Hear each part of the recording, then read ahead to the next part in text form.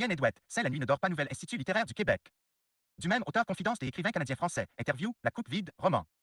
Ri F astérisque. Monsieur Franck n'était pas un imbécile. Certes non. Mais l'expérience ne lui avait pas encore appris que lorsqu'un médecin, d'une voix douce insiste en vous conseillant de vous laisser vivre, de vous emmitoufler dans la quiétude, cela signifie qu'il vous enterre déjà dans la mémoire des hommes. Or son médecin lui avait dit, ce qu'il vous faut, c'est le grand calme. Existence aimable, sans heurts d'aucune sorte. Fuyez tout ce qui est de nature à vous affliger, voilà. Voilà. Répéta Monsieur Franck à sa femme. Vivre doucement, doucement, tu comprends. Surtout jamais d'émotions violentes.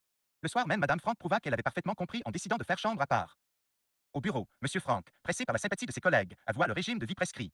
On s'entendit aussitôt pour le ménager, poussant la pitié jusqu'au mensonge. Ainsi, le jeune commis que Monsieur Franck interrogeait sur la santé de sa mère lui répondit sans broncher qu'elle allait beaucoup mieux. En fait, elle se mourait. On prit l'habitude de lui cacher même les accidents de la rue, bah. Simple collision de bicyclette. Et tandis que, rassuré, Monsieur Franck se remettait à ses dossiers, les gens transportaient les victimes dans une maison voisine. Il arriva bientôt qu'il ne sut plus rien de personne, sinon les fadeurs du train-train quotidien. La vie étant faite d'échanges, l'équilibre se trouva rompu entre Monsieur Franck et son entourage, on finit par lui en tenir sourdement rigueur. D'ailleurs, lui-même posait de moins en moins de questions. À force de s'isoler, il en vint à nier les événements qui lui échappaient, de malentendus et maladresses qu'il s'efforçait ensuite de réparer. À ce jeu, son cœur s'énerva. Il se rappela l'avertissement du médecin, pas de nouvelle crise. Il donna sa démission. Monsieur Franck possédait quelques économies. Tout compte fait, il pouvait s'offrir le luxe d'un tête-à-tête indéfini avec sa femme. Le malheur est que le couple ne sonnait plus la même note sentimentale. Au surplus, Madame Franck, bien portante, n'entendait pas changer son mode de vie. Laissé seul plus souvent qu'à son tour, Monsieur Franck s'ennuya. Peu industrieux, dénué d'imagination, il ne lui resta plus, comme toute ressource, que la lecture des jours. Non. Son épouse s'en chargea pour lui, avec mille précautions, passant sous silence tout. Ce qui pouvait l'impressionner. Elle filtrait l'actualité. À l'entendre, tout allait pour le mieux dans le meilleur des mondes. Le couple faisait le tour de la Terre en 15 minutes. Mais les nouvelles empirant, Madame Franck n'en mit que 10, puis 5. Quitte à reprendre minutieusement la route avec sa voisine de palier. Pendant ce temps-là, Monsieur Franck était tout occupé à attendre sans impatience son petit déjeuner. Les Franck avaient une fille mariée et un fils, mauvaise graine, que le père, avant sa visite au spécialiste, tenait à l'œil. Mais voici que, du jour au lendemain, toutes les sommances cessèrent au sujet des bulletins de conduite. Par mesure de prudence, Madame Franck, à la fin du mois, déchira une lettre du directeur du collège adressée à son mari. Par la suite, le mauvais garnement lui-même se servait des bulletins pour allumer sa cigarette aux yeux ébahis de camarades. Fréquentait depuis l'enfance. À vrai dire, ce fut son seul ami. De bonne heure traqué par le destin, celui-ci reportait sur Monsieur Franck une pauvre soif d'aimer. Les deux hommes se voyaient souvent, jouaient aux cartes, se promenaient dans les rues familières du quartier. L'ami souffrait d'hypocondrie. Cuisiné par Madame Franck, il fit des efforts héroïques pour mentir à ses souvenirs. Lui qui ne souriait jamais, on le vit un jour qui s'y essaya. Ce fut un spectacle si navrant que Monsieur Franck en eut les larmes aux yeux. Cette nuit-là, il se retourna bien des fois dans son lit. Le lendemain, il avait la mine de quelqu'un qui lutte contre une mauvaise pensée. Les jours suivants, cela s'aggrava. Inquiète, Madame Franck résolut de le confesser. Mon gros, tu me caches quelque chose. Ce ne fut pas long. Étouffant de honte et de chagrin, Monsieur Franck se confia. C'est à cause des Ernest. C'est est bien simple, ma femme, je défaille rien qu'à reconnaître son pas de crevé dans le vestibule. Cependant, les relations continuèrent encore un peu de temps. Mais il fallut se rendre à l'évidence, Monsieur Franck dépérissait de manière alarmante. Plus d'hésitation possible. La scène eut lieu dans le salon par un dimanche de faux printemps. Si vous l'aimez. Le docteur a été catégorique. Ce n'est pas votre faute, je sais, cher Ernest, mais vous êtes déprimant comme ce n'est pas permis. L'hypocondriaque comprit. Il ne se plaignit point. Il s'en alla. 2 mois plus tard, on le trouva mort. On découvrit qu'il avait souffert d'un cancer d'estomac sans en souffler mot à quiconque. Une année s'écoula au bout de laquelle, s'il en eût fait le tour, Monsieur Franck se fut aperçu qu'il ne lui restait presque plus de souvenirs de sa vie passée. De plus en plus il tailla, élaga, coupa. Cela lui composa une bizarre existence de beau temps continu. Au début, sa bonne humeur et son optimisme lui valurent quelques relations. Les gens venaient chez lui oublier leur tracas. 1 heure durant, l'entretien sautillait d'un sujet comique à un sujet noble dont Monsieur Franck et sa femme dirigeaient les alternances. On écoutait. On approuvait. On bénissait. À la longue pourtant, la sérénité de la maison parut agacer les visiteurs. Un audacieux se permit même des propos sarcastiques sur les égoïstes qui ne pensent qu'à se protéger tandis que le voisin brûle. Personne de la famille Franck n'eut l'air de comprendre. Les amis haussèrent les épaules et s'abstinrent de revenir. Ce qui fit longuement réfléchir Monsieur Franck. À la difficulté qu'éprouvent les hommes à s'adapter à la paix intérieure. Lui, il était heureux. Oh. D'un bonheur infiniment fragile, il est vrai, qu'un rien troublait. Par exemple, la viande triste à voir lui faisait repousser son assiette. Il donnait de la lumière partout, dès 4 heures de l'après-midi pour éviter la mélan. Colis du crépuscule. Au commencement de la 3e année, sa voix autrefois persuasive se fit autoritaire pour enjoindre à Madame Franck de marcher moins vite, de parler moins haut et de rire si possible par en dedans. Lui jadis si actif, il se mit à paresser au lit de façon choquante. L'heure vint où il ordonna qu'on lui apportât son gruau dans sa chambre. Un jour, il suggéra d'offrir, à sa fille mariée qui n'en avait point, l'appareil de radio. Mon doux. Mon doux. Soupira Madame Franck, qui se passait difficilement de bruit. Mais elle se sacrifia. Quotidienne. Un gamin, le désignant du doigt, cria à ses camarades. Veillez accent grave le vieux qu'a l'air si mauvais. Rentré chez lui, Monsieur Franck s'examina dans la glace. Il y vit quelqu'un à l'expression des yeux durs, de bouche méfiante. Il sortit de son portefeuille une photo d'avant la cure et s'y trouva mieux. La nuit suivante, il ressentit de l'angoisse. Dieu. La crise. Il s'en tira. Le médecin mandé en tout hâte lui adressa des remontrances. Je suis sûr que vous ne vous ménagez pas assez. Tâchez donc de ne pas vous en faire. À partir de là, Monsieur Franck devint laid. C'est ainsi qu'il osa lever sa canne sur un mendiant important. Qu'à la suite de ce geste impétueux, ses vaisseaux ne se soient pas rompus, démontre. Clairement que l'homme est doué d'une singulière aisance dans le mal. Les moins malhonnêtes en sont d'ailleurs humiliés. Monsieur Frank avait été honnête. Il ne l'était plus. C'est peut-être pour cette raison qu'il se prit à soupçonner tout le monde, en commençant par son fils. Pour ce qui est de ce dernier, au reste, il avait raison. De frasque en frasque, l'adolescent s'acheminait vers la cour des jeunes délinquants. Il y aboutit et Madame Frank pleura.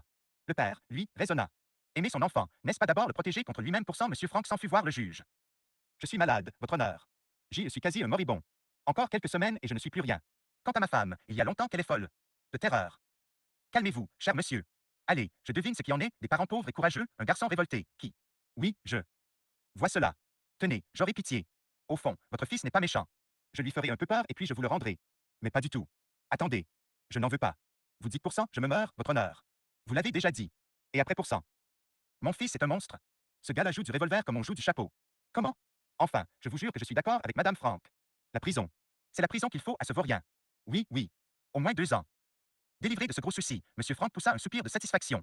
Sa femme, elle gardait quelques illusions, tant elles sont encore là alors qu'on y a renoncé, prit cela pour de la peine et consola son mari de son mieux. Une année. Puis une autre. Sa femme s'est entalitée, Monsieur Frank fronça le nez, qui s'avisait d'être malade dans la maison d'un agonisant. La fille mariée arracha des confidences à sa mère et en fit part au médecin. Celui-ci se vit dans un cul-de-sac. D'un côté, le cardiaque. De l'autre, la tyrannisée. Ce fut Monsieur Frank qui trancha la difficulté. Cet homme étonnant proposa de faire soigner sa femme dans une clinique. Remords de la fille mariée qui se reprocha d'avoir mal jugé son père. À la première visite qu'elle fit à la malade, elle se rendit compte que celle-ci, à peu de frais, mourait dans un hospice de nécessiteux.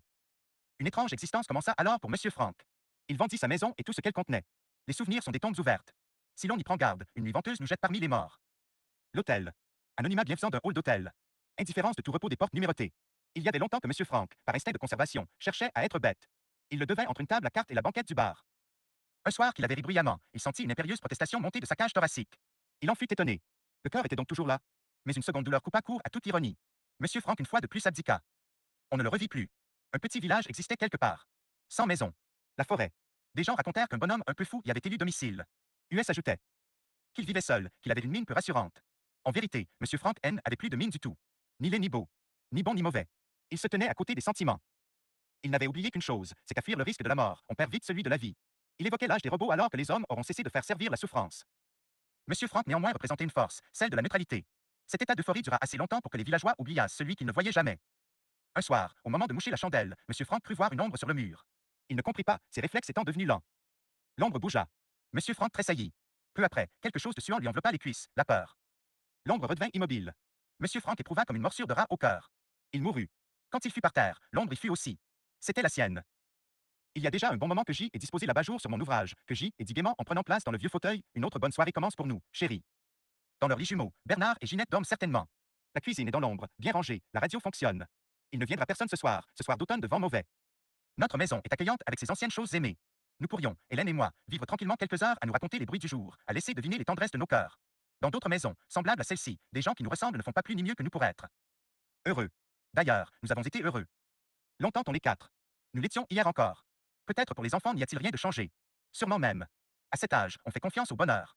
Hélène elle-même n'a peut-être pas pris conscience d'une fêlure, à vrai dire, imperceptible. L'histoire du vase brisé. Ma vie aura tenu dans ce poème.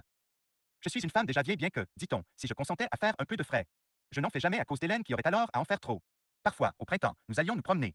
Il y avait toujours une minute où, à cause de mes yeux brillants, Bernard, Ginette s'écriait. Maman, que tu es jolie. Je voyais bien qu'Hélène souffrait laidement. Nous n'allons plus dans la campagne. Nous n'irons jamais plus. Oui, il y a déjà un bon moment que j'ai disposé l'abat-jour. Mais Hélène n'a pas répondu au plaisir que je manifestais de sa présence. Elle m'a prié de fermer la radio. Et puis ensuite, en s'excusant, il est vrai. Elle a tourné le bouton. Elle a pris un livre alors qu'elle avait déjà le journal sur les genoux. J et murmuré, préfères-tu sortir, chérie pourcent, elle a protesté presque violemment. Elle s'est mordu les lèvres. Son petit visage a été subitement tout chiffonné par l'envie de pleurer. Une autre bonne soirée. Non, il n'y aura plus jamais de bonne soirée. Pour la dernière fois ce soir, mais sans le savoir, les enfants ont embrassé leur sœur. Hélène demain ne sera plus là. Je rentrerai seul, le pas seulement plus lent. Je suis calme. Je le serai davantage demain. Lorsque, il y a 20 ans, ils m'arrachèrent mon mari, la violence de mon désespoir s'accommoda pourtant de la vie. Demain, en menant moi-même ma fille à la clinique. Je cesserai de vivre. Personne n'en saura rien naturellement. Et pour les petits, je serai, je le jure, une fidèle représentation de la mère qu'ils ont connue. Tout le temps que dure ce colloque avec moi-même, je ne bouge de mon fauteuil. Et l'ouvrage entre mes mains prend forme. Sans lever les yeux, je sais que, de son coin d'ombre, ma fille m'observe. Elle me surveille à la manière de mon mari naguère, en me détestant. Peut-être suis-je en danger comme jadis. Je n'ai pas peur. Et comment aurais-je peur de mon enfant? Mais Hélène n'est presque plus mon enfant, je sais. Je ne connais rien de cette créature au songe monotone ou effrayant. Souffre-t-elle? Plus maintenant, je crois. Il y eut une heure abominable, mais non pas seulement pour Hélène. Qui pourrait dire laquelle de nous deux fut le gilu déchiré? Elle parvenait enfin à dormir quand sa pauvre cervelle tout à coup cessait de poursuivre l'horrible démesure des mots et des images. Car c'est le bienheureux privilège des insensés, le docteur me l'assura jadis. De sombrer dans une totale indifférence, passer certaines minutes aiguës de la crise. Pour nous, la nature demeure implacable. Comment cela a-t-il commencé? Par quoi exactement ai-je été informé? Quelle ténue obsession ou quelle minime, mais persistante confusion dans les actes d'Hélène m'a d'abord étonné avant que je ne de vienne anxieuse, puis angoissée? Il est difficile de situer ce qui nous paraît n'avoir point eu de commencement. Hélas. Depuis mon mari, ne sais-je pas que Mathilde est perdue? N'ai-je point, chaque jour depuis qu'elle est née, scruté cette petite-ci procréée en plein délire? Bernard et Ginette, au contraire, ne m'ont jamais inquiété. La sève de ma famille l'emporte en eux, je le sais, sur le sang pourri de leur père. J'entends encore le docteur, votre seule excuse est votre ignorance. Mais comment la famille de votre mari a-t-elle pu se taire? Malheureuse femme. Dès votre voyage de noces, l'homme à vos côtés était fou, Guy. Mon Dieu, un homme comme les autres, avec seulement d'étranges colères contre lui-même, qui tournait court sur une pitié exagérée. Dans l'amour, oui, parfois il m'a effrayé.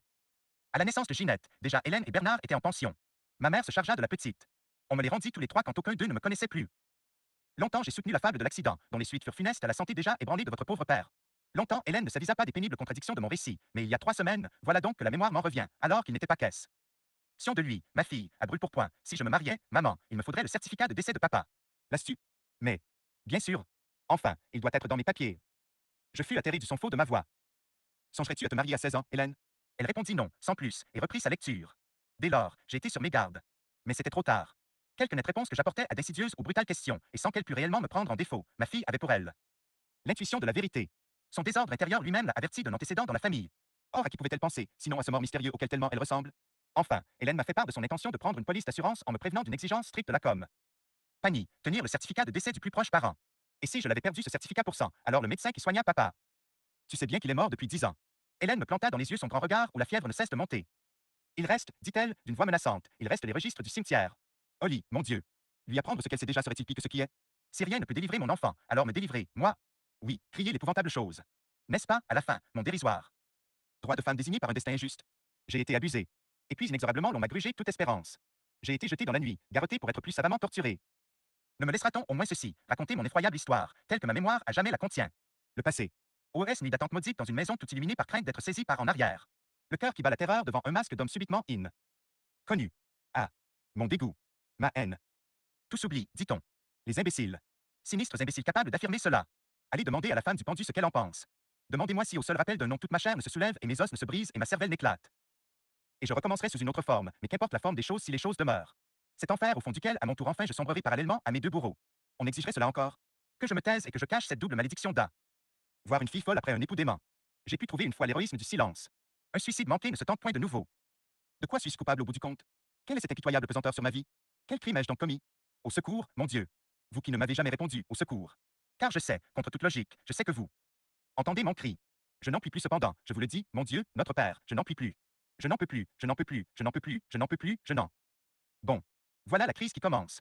Il vaut mieux vous retirer, mademoiselle Hélène. Et, là, vous, tenez-vous un peu tranquille. Je vous avais prévenu, mademoiselle Hélène, de ne jamais prolonger vos visites au-delà d'un quart d'heure. À la douche, vous. Ne la regardez pas, Med. Moiselle, allez-vous en vite. Pauvre enfant, 11e, la regardez pas. Ce n'était plus le sommeil ni pourtant l'état de veille, mais un troublant climat intermédiaire propice aux rêves que l'on conduit sans être tout à fait maître de leur dénouement. Et puis, Gisèle ouvrit les yeux brusquement, comme si quelqu'un venait de la toucher à l'épaule. Un instant, son regard dépaysé erra dans les ténèbres de la pièce. Elle avait peine à comprendre pourquoi il faisait si noir, cependant qu'elle éprouvait une sourde anxiété. Sur le point de tenter un mouvement, elle se souvint qu'elle n'était pas seule dans le grand lit. Alors tout s'éclaira d'un coup. La jeune femme eut un petit rire silencieux, puis Hélès accusa de sottise. Elle tourna la tête, aperçut une nuque aux cheveux coupés courts. Gisèle ne résista pas à l'an. Vit y glisser un doigt, le retira aussitôt. Gênée, inexplicablement, au contact de la peau chaude du cou, légèrement suante. Suis-je bête? C'est Louis, c'est mon mari. Elle aurait désiré que Louis ne fût pas si immobile, surtout qu'il ne lui tourna pas le dos. Toute menue, Gisèle ne voyait rien au-delà de l'épaule de Louis. Une épaule agressive. Trouva-t-elle, reprise par un sentiment désagréable d'être importune. Ce que Louis pouvait dormir. Gisèle, elle, ne fermerait plus l'œil jusqu'au matin. Elle était tellement réveillée maintenant que l'idée seule de dormir lui paraissait inimaginable. Alors elle appela, Louis. Louis. Mais sa voix était un murmure imperceptible. Gisèle recommença. Elle perçut une sorte de grognement sorti de la gorge de l'homme, telle une vague menace. Le geste tendre à moitié esquissé s'arrêta. Elle demeura stupéfaite un long moment et cela l'empêcha de souffrir. Gisèle se souleva, s'appuya sur un coude. Elle vit la figure du dormeur que l'aube éclairait enfin. Cri contenu. La jeune femme se rejeta en arrière. Louis. Répéta-t-elle, mais elle ne l'appelait plus. Ses lèvres ne prononçaient même pas le nom de son mari, mais les syllabes tremblaient en dedans d'elle, tout. Environné d'inconnus. C'était, à l'intérieur de ce nom, comme un désert subitement apparu, avec le visage même de Louis, tel qu'il venait d'être surpris. Gisèle n'y avait aucune place. Louis ne la connaissait plus, ni elle, ni rien de ce qui faisait partie d'elle, sa famille, la maison natale, un bref passé au souvenir par. Tagé depuis l'amour. Et puis l'indicible émoi de la cérémonie du mariage à l'église, le départ par train, la table à deux, ici même, en cette chambre où, plus tard, Gisèle, tenue dans les bras de Louis ainsi qu'un trésor. L'aube à présent ranimait les objets un à un. Gisèle examina le papier mural, la table. De toilettes plaquées de noyer dont la glace ronde recomposait le décor de la chambre et du gîte salon attenant. Vulgaire tout cela? Non, plutôt inanimé. Personne ne laisse de son âme dans une chambre d'hôtel. Pourtant, hier soir, j'ai trouvé tout cela ravissant. Ce n'était pas que la jeune femme fût amère, seulement elle n'arrivait pas à s'empêcher de souffrir depuis la curieuse impression d'être rejetée du sommeil de Louis. Elle se faisait l'effet de ne compter plus. Tellement absurde. Ah, oui, c'était absurde, cela ressemblait aux peines de l'enfance. Mais Gisèle avait grandi. Allons. Elle était même devenue femme cette nuit. Je suis femme. Toutefois, cette idée ne la bouleversait pas autant qu'elle eût cru. Tant Esther disait, c'est l'extase. Moi, j'ai ressenti aussitôt. Mais Gisèle, assez mal à l'aise, se souvient d'une douleur aiguë, suivie d'un médiocre plaisir. Elle ne voyait pas Louis. Elle l'entendait gémir. Ensuite, elle étouffa sous son poids. Il lui demandait si elle était heureuse. Elle répondait oui, en hésitant. Il ne perçut point d'hésitation. Maintenant il dort, avec un bruit nasal peu euphonique. Gisèle se souleva de nouveau, chercha la figure de son mari, aperçut sa bouche entrouverte de dormeur qui a trop bu et qui respire mal. À moins que Louis ne fût incommodé par ses amygdales en mauvais état. Il portait un pyjama neuf au ton choquant, rayé de vilaines barres verticales. Gisèle se penche, brusquement avide du mystère d'un homme qu'elle croyait connaître. Louis. Le prénom indéfiniment murmuré perd toute signification. Il ressemble à un n'importe quoi. N'importe quoi ressemble à ce prénom. Oh.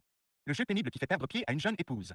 Pourquoi ne l'a-t-on pas prévenu que peut-être son mari s'endormirait à l'aube de la nuit de noces, qu'il ne fallait pas s'en affliger, ni surtout avoir peur. Tellement absurde. Tellement. Car Gisèle se rend bien compte. Et elle s'efforce de conjurer un malaise grandissant dont personne ne lui a parlé. Si elle pouvait méditer sur l'avenir, elle ferait la promesse d'apprendre à sa fille un jour ce qu'est parfois, ou c'est peut-être toujours ainsi, l'heure qui suit la tendre possession des corps. Mais il n'y a pas d'avenir. Il n'y a pas même la journée toute proche. Il n'y a que cet instant blessé par le sommeil de Louis, par la chambre atroce, par une solitude subite, tout à fait imprévue. Un instant que Gisèle s'imagine ineffaçable. Ce n'est rien. C'est parce que je n'ai pas assez dormi. Je suis énervé, c'est clair.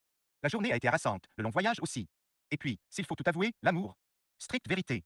Gisèle est trop raisonnable pour en douter. Si seulement Louis se réveillait. Comment peut-il dormir si tard puisqu'elle est là pour sang, bien-aimé, j'écouterai ton souffle. Les rôles sont renversés.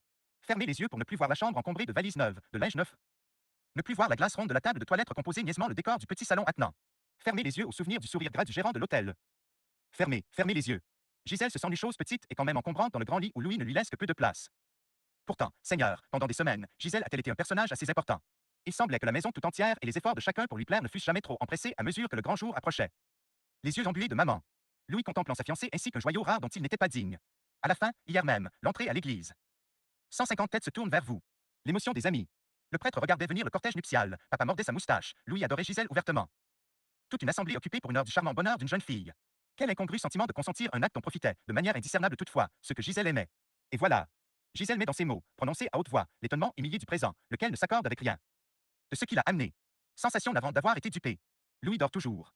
La jeune femme appréhende maintenant la minute de son réveil. Comment réagit un homme qui trouve à son flanc une épouse de la veille? Que dira Louis pourcent Gisèle craint sa déception plus blessante que tout. Elle sait que ses cheveux sont décoiffés, sa robe de nuit froissée. Faut-il qu'il la voie ainsi après les parures d'hier? Louis étonné, déçu. Encore une idée folle. Louis ne sera pas embarrassé. Louis n'a pas le droit de l'être après avoir tant désiré l'épouser. Il répétait tout le temps dans son impatience, ma femme. Sans doute parce qu'elle était déjà dans son cœur. Pourquoi serait-il confus, au lendemain de ses noces, de trouver Gisèle si près de lui? En tout cas, il ne devrait pas l'être. Et le sacrement de mariage pourrait bien préserver l'épouse contre la toute première réaction de son mari trouvant dans son lit. Mais ces expressions brutales elles-mêmes choquent Gisèle, dont la pensée n'ose préciser comment elle les accueille. Au grand jour, le désordre de la pièce accuse une intimité encore inexistante entre les époux, quoique selon Tante Esther, Gisèle se prend à ricaner l'acte soit censé abattre à coup sûr la paroi de l'âme. Pas du tout. Et Gisèle tout à coup refuse à Louis le droit de surprendre sa pudeur. Elle va se lever. Elle va faire disparaître certaine audace amoureuse de la veille qui baille maintenant dans une déchirure de corsage, dans une dentelle gisant sur le tapis, dans un poudrier répandu. C'est très bizarre. Pour peu que le sommeil de Louis dure encore, il n'a que trop duré déjà, Gisèle N est pas loin de se croire une courtisane. Mais voici que le jeune homme soupire. Il lève une main molle. Gisèle, le cœur battant, est prête à renier un liard dangereuse. La main de Louis retombe. Il ne s'est pas réveillé. Alors la jeune femme sans bruit se met à pleurer. Novembre, sa brunante de teint d'après-midi répandue sur une petite ville. Quelqu'un dit, il neigera cette nuit. En attendant cette claire délivrance, le froid gifle. Maison aux persiennes closes, enfoncée dans le silence. Une auto parfois. La voiture du boulanger en retard. C'est l'automne, c'est une saison triste à laquelle succédera l'hiver interminable. Le petite ville fait connaissance avec une poésie des choses à forme de mélopée qui ennuie les habitants. À quoi bon des arbres sans feuilles? Dans un instant, l'angélus. Mais seul peut-être est sensible au chant gris des clos. Chez l'écolier Jean-Marie Plantier. À quoi tient l'automne? Est-il vrai que sans les noms des saisons les hommes seraient plus tranquilles? Exubérance parce que c'est l'été. Épiement en automne. Mais le ciel déserté, la rivière mauvaise, n'est-ce pas novembre qui les a rendus méconnaissables? Et l'humeur chagrine de Madame Plantier, la maison plus laide que jamais quand on a rentré le parasol du jardin. Jean-Marie revient de l'étude de 4 heures, sa petite casquette bien droite et le sac au dos. Son patap en homme depuis que Madame Plantier a sorti les bottines à double semelle, si lourdes à porter les premiers jours. Retour à la maison sans une minute de retard. L'été, sans plus musarder qu'en n'importe quel autre temps, Jean-Marie Plantier ressent sur sa joue une l'exquise douceur d'être. Alors il n'a plus tellement besoin de se réfugier dans le rêve. Chaque nuage pour ses yeux extasiés ne fait-il pas, au long des après-midi lents, tout le voyage? Il n'a qu'à regarder. Voici les îles Océanie. Et voici la fantastique Égypte. Ici des peuples nourris de miel et de légendes. Un roi a les cheveux qui se soulève et forme une immense voile palpitante. C'est l'incendie là-bas, tel un hymne glorieux levé parmi les sables étincelants. Il y a le bon Dieu sur son trône. Il y a l'oncle Albéric, vêtu d'une tunique au bord retenu par 100 mains suppliantes. Une porte quelque part à claquer. Un chat miaule sur un seuil. Il a les yeux trop clairs de Jean-Marie, sa frêle mâchoire, une façon de se pelotonner s'il a peur. Les méchants garnements du quartier sont déjà au restaurant. Jean-Marie, sans l'entendre, écoute ricaner le grand Cyril. Qu'est-ce que ça veut dire, gibier de potence, que monsieur le notaire Plantier répète à propos de Cyril? Bureau de poste fermé à l'heure où Jean-Marie traverse la rue pour se rapprocher d'une des fenêtres. Par un des carreaux presque noirs, pourtant, le regard de l'écolier découvre une série de cases où sont rangées des enveloppes blanches, jaunes, brues. Jean n'a jamais écrit de lettre que celle du jour de l'an à ses parents. Il l'a leur lui-même d'ailleurs, au moment de la bénédiction paternelle. Mais il a reçu une lettre, voilà 2 ans, de l'oncle Albéric. Une lettre de l'oncle Albéric. Madame Plantier raconte encore comment le petit Nigaud n'arrivait pas à lâcher l'enveloppe toute tremblante entre ses doigts. Une lettre à lui, Jean-Marie, quand il eut 10 ans et que l'oncle Albéric s'en souvint, Sébastopol. Commença la voix hostile de maman. Oh. Sébastopol et Jean-Marie sait bien d'où vient sa passion de la géographie que frère Jules, ébahi, lui fait réciter devant monsieur le supérieur. À 12 ans, le fils du notaire, s'il le voulait, en remontrerait au gars de troisième. C'est et pourquoi frère Jules affirme que la vocation de Jean-Marie est toute trouvée. Géographe. Oui, monsieur le notaire, c'est indubitablement cela. Allons. On est médecin ou avocat, on est surtout notaire. Mais géographe. Qu'est-ce que c'est que ça? Frère Jules, homme candide, eut le malheur d'ajouter que Jean-Marie, grâce à une telle spécialité, irait loin, pas seulement sur la carte, monsieur, mais en toute réalité. Aussitôt le notaire Plantier est devenu de glace et l'entretien resta court. C'est que frère Jules ignore ce que madame Plantier, depuis 20 ans, évite de commenter, le départ d'Albéric Plantier vers un inconnu des mers et des continents. Mais à la fin, où vas-tu? Je ne sais pas, quand reviendras-tu? Cela, je le sais, jamais. Petite scène jouée jadis dans le salon Plantier après les obsèques du chef de famille. Deux frères en habit noir se disent adieu. L'un a l'air de rendre une sentence. Et l'autre dit adieu comme si, pour la première fois de sa vie, il respirait librement. 20 ans de cela. Albéric est devenu le mouton noir. Dans l'esprit du notaire, il a rejoint cet autre. Signe de contradiction, la cousine Bella, celle qui a mal tourné. Deux photos retirées de l'album familial. Qui dira agir au mari la grâce de cousine Bella, et son œil moqueur, et la tendre du prix de son cœur pourcent lorsque Jean était petit, le flair soupçonneux du notaire surveillait ses ébats pour. Tant sage, sait-on jamais astérisque? L'hérédité. Double poids du père et de la mère interposé entre l'enfant et un couple maléficié. Jean-Marie grandit ainsi qu'une vertu ennuyeuse. C'est du moins ce que l'on pense devant un petit garçon d'humeur égale, dont jamais les yeux ne brillent indiscrètement. On le voit, sac au dos, s'en aller à l'école. À 5 heures, il en revient. L'été, il porte une culotte blanche et toute l'année, sa petite casquette, posée sur la tête à la façon dont son père se coiffe d'un chapeau. C'est le fils du notaire. Celui-là seul c'est qu'il adore la mémoire de son oncle. À l'heure du couvre-feu, allongé sur le dos et les mains sur le drap, voici néanmoins pour Jean la revanche de la poésie que l'oncle Albéric tient par la main. Voici que, non seulement les prunelles lumineuses mais tout le visage de Jean-Marie, non seulement se transfigure, mais ensoleille toute la chambre. Qu'est-ce que le paradis, sinon la terre vue en songe par un enfant pur? Il y a un mage. C'est l'oncle Albéric. Il y a un aigle. C'est Albéric. Dans la pièce voisine, le notaire Plantier, endormi, fait entendre un triste bruit d'arrière-gorge embarrassé. Oh! Que sait-il, cet homme, des étoiles qui trouent les ténèbres, il s'est méfié de la vie comme de la pamoison des jardins. La vie et les jardins le gênent. Au nom de la vertu. Que il haïrait, s'il le connaissait, le rêve de son fils. Passé le bureau de poste, on pose le pied sur la section de trottoir payée par le notaire Plantier. Voici la demeure en briques, à galerie cou. Verte. Jean-Marie touche la grille de fer forgé, mais ne la franchit point. Il a un pied en avant comme si, en mouvement d'aller, il venait d'être saisi aux épaules. Le grand lustre du salon est allumé. Qui a fait cela? Oh! Mon Dieu, pour qui? Sait-on qu'un enfant peut mourir d'émotion? Un Jean-Marie serre, à se briser les os, le loquet glacé, cependant qu'il ne peut plus ni avancer ni reculer. Le grand lustre du salon. Pour la visite annuelle du confrère Lemay, maman se sert des bougies de verre fiché aux 4 coins du salon. Quant au frère Jules, on le reçoit dans la salle à manger. À vrai dire, Jean-Marie ne connaît qu'un événement à la faveur duquel le grand lustre cruellement projette en pleine lumière les figures de un assistance. C'est et lors de la visite de l'évêque à la municipalité. Il y a bien aussi à la fête Dieu, mais pour 1 heure seulement, alors que tout le temps du séjour. De Monseigneur, dès 7 heures du soir, le salon Plantier resplendit jusque sur la chaussée. C'est à un tel point que Jean-Marie, partagé entre l'admiration et l'énervement, monte à sa chambre se réfugier dans l'équilibre du crépuscule. Cet enfant a les yeux faibles. Remarque alors Madame Plantier, un album de l'arbre généalogique de la FA. Mis sur les genoux. Jean-Marie a les pieds froids dans ses bottines. Fébrilement sa mémoire joue avec les dates. Mais non, non, Monseigneur ne vient jamais à l'automne. Oh, papa serait-il? Je tomberai probablement à la façon d'un chêne atteint par la foudre. Le petit se déteste de préférer presque n'importe quoi, et même la mort subite, effrayante, de ses parents, à l'intuition souveraine d'un événement qui le concerne, lui, Jean-Marie. D'un événement qui ne concerne que lui, il en a la définitive certitude. Des visionnaires. Que peut un écolier contre le quixote d'un rêve devenu réalité? Lorsque depuis sa petite enfance il joue, il dort, il pleure à propos d'un rêve impossible. Et maintenant, il s'agit de reconnaître sur une créature humaine l'odeur des mers inaccessibles. Albéric. Car l'oncle Albéric est là, dans le salon Plantier, et sa tête touche au plafond. Il est venu pour Jean dont l'appel enfin entendu la rejoint et s'est posé sur son épaule. Que le petit connaît la façon dont le magnifique vagabond soulèvera de terre son disciple. Et qu'il prévoit le scandale, dans la maison des morts, du rire de leur proche départ. La nuit est venue. Madame Plantier doit consulter de l'horloge du corridor. Dans un instant, elle s'inquiétera. Dehors, l'enfant ne parvient toujours pas à franchir la grille. Et tout à coup, une terrible envie de fuir jette le désarroi dans son. On s'apprivoise à l'image, si belle soit-elle, du moment qu'on sait ne jamais la tenir entre les mains. On ose peu à peu composer son bonheur en taillant sa part à même un infini. et l'on s'habitue à la prestigieuse hardiesse de mériter les roses du jardin. Mais, que la fleur détachée de sa tige nous soit donnée, que le bonheur repose sur la gorge et qu'il nous soit accordé d'être cette gorge, nous ressemblons à un voleur devant un butin trop riche. Et à Jean-Marie Plantier. Il avait son étroite figure tout effarée d'orgueil et d'angoisse. Il sentait que l'enjeu ce soir, une fois et pour jamais, c'était sa vie même. La personne d'Albéric tenait le fil de l'espérance. De son accueil, de son premier regard dépendait périlleusement la vérité du songe. Cependant, la joie dominait tout. Une joie démesurée aux forces de 1 ENF-ANT. Et ce fut davantage devant cette marée inconnue qu'il voulut fuir, car il n'était pas préparé à un tel embrassement. Il n'était qu'un petit garçon au plaisir un peu niais, qui ne savait rien de la violence de son cœur. Il leva la tête. Sa mère, en arrière du rideau, lui faisait une mine de colère et d'inquiétude.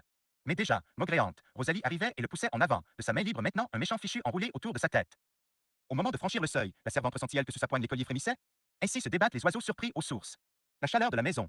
La voix mal contenue de maman pour gronder. À droite, l'escalier menant aux chambres. À gauche, la portière de velours Litvin en arrière de laquelle s'émeuvent les souvenirs du notaire Plantier. Jean-Marie soudain ne voit plus qu'une chose, déposée à côté du porte-manteau, en voulant la cacher un peu, la valise d'Albéric.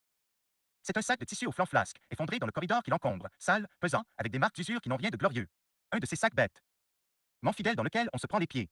Un sac à relents de chambre meublé et de dessous de lit, qui se souvient des coups de talon qu'il a reçus. Le petit garçon regarde indéfiniment ce tas informe qui pue. Il pose dessus ses yeux envahis d'horreur. Maman est rentrée au salon après un sévère. Va te laver les mains. Ton oncle Albéric est revenu. Dans la cuisine, Rosalie met la dernière main au souper. Jean-Marie est environné de l'odeur des cigares et de celle du veau rôti, odeur des dimanches dont la pendule de l'étude a tant battu les interminables heures. Le jeu de patience du notaire. La nappe brodée de Madame Plantier qu'elle ne finira jamais. Une autre et puis une autre encore devant lui succéder. Au mur, le portrait à lui de la première aïeule que Jean-Marie déteste sans savoir pourquoi. Dimanche. Le jour le plus affreux de la semaine est entré dans la maison, précédant Albéric et il s'y installe à demeure comme le voyageur las, repentant, qui, à l'instant même, peut-être à cause du veau rôti dont il n'a pas mangé depuis si longtemps, fait amende honorable. Sa voix aux inflexions surprenantes de mi-tardive passe la portière du salon, vient tournailler autour de Jean-Marie. Assiégeante, pleurarde. Albéric. Albéric. Vienne la colère au secours de Jean. Mais toute la place est pour longtemps prise par la souffrance, celle au sortir de laquelle un enfant, quelquefois, trahit les premiers signes de la vieillesse. Dès qu'il fut dans sa chambre, il éprouva un immense sentiment de sécurité. Adossé à la porte, épaules collées au bois, il attendit que la rumeur torrentueuse dans ses oreilles s'apaisa. Bouche ouverte pour mieux respirer, les jambes flageolantes après une course folle, on aurait pu croire que la peur, une peur sale, lui mordait. La chair. L'enseigne lumineuse du pharmacien d'en face placard rouge, placard vert sur le linoléum, sur le pied de la couchette, la frange du rideau. Rouge. Vert. Vert. Rouge. Les 23 premières nuits, il avait cru devenir fou. Aucune pensée raisonnable pour le moment dans cette grosse tête, à cheveux frisés comme au petit fer. L'œil chlorotique a affiché tout de suite une expression ahurie. Un décor, un personnage de cinéma. Il ne manque que le crime. Mais non, il ne manque rien, le crime vient d'être commis. L'iris peu à peu remonte à la vie. L'homme retrouve un tic familier des lèvres. Ses mains de manœuvre sont ouvertes, doigts légèrement écartés. C'est leur pose habituelle dans l'inaction. Pourtant demain les avocats en feront un médiocre symbole, des mains, messieurs les jurés, que le repos lui-même accuse. Remontant à la vie, les prunelles rencontrent l'enfer. Pas moyen de l'éviter. Le mot sécurité devient un lieu commun inapplicable à la réalité. Dans une chambre verrouillée, par un soir de juillet où l'amour est l'espoir lèche leurs blessures, un homme jailli des limbes reconnaît à quel fruit il vient de mâcher. Il a fallu pour cela un acte capable de couper les amarres qui le reliaient aux autres hommes. Entre eux et lui, il y a désormais une gorge étranglée. Mais il n'éprouve ni remords ni honte. Ce sont des sentiments à venir avec la pitié de soi. La chambre donnait sur la rue, si proche d'elle que profil et odeur de destin y entraient parfois. Avant cette nuit, l'homme n'était sensible qu'à l'ennui de cette proximité, mais tantôt, quand il a fui, c'est ici que, spontanément, il a cherché refuge, ici où la police, il est vrai, ne viendra qu'à bout de ses conjectures. Il se laissera alors emmener, ayant eu tout le temps d'apprendre que rien ne trahit mieux que la chambre où l'on aima. Vert. Rouge. Aujourd'hui. Hier. Si peu de temps sépare ce qui fut de ce qui est qu'un homme éprouve de la difficulté à se mouvoir dans son nouveau personnage. Hier, sa vie pouvait être retournée en tous sens.